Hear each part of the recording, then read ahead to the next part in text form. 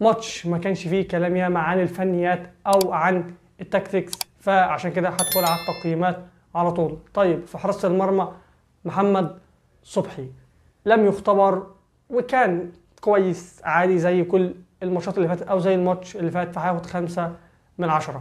عمر جابر ما كانش وحش وما كانش افضل حاجة قبل ما يخرج، ف4/10. حسام عبد المجيد كان ممتاز النهارده، انقذ هدف من على خط المرمى، فهياخد 7/10.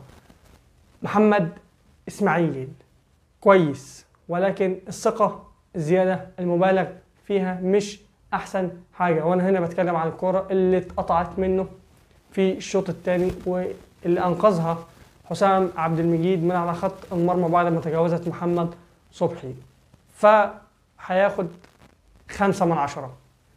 محمود بنتايك في ناس بتشوفه كويس، أنا بشوفه إن هو كويس تمام، هو كويس، هو أفضل من فتوح، ولكن في حاجات ساعات ما بتعجبنيش فيه، زي التهور الزيادة، وإن هو بيندفع بدنيا زيادة عن اللزوم، ما عندوش فن استخلاص الكورة. أحيانا الحاجات دي ممكن تلبسنا بلانتي أو إنذار، زي الكورة في الشوط الأولاني اللي خد فيها إنذار، ما كانش، أو أنا بشوف إن هو ما كانش المفروض يروح ويجري ورا اللاعب ويشد فيه.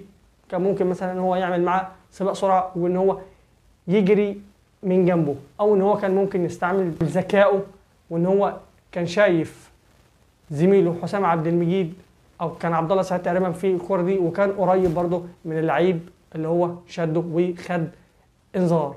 كذلك برضه ما عجبنيش في رميه التماس اللي لعبها لحسام عبد المجيد، فهياخد 4/10.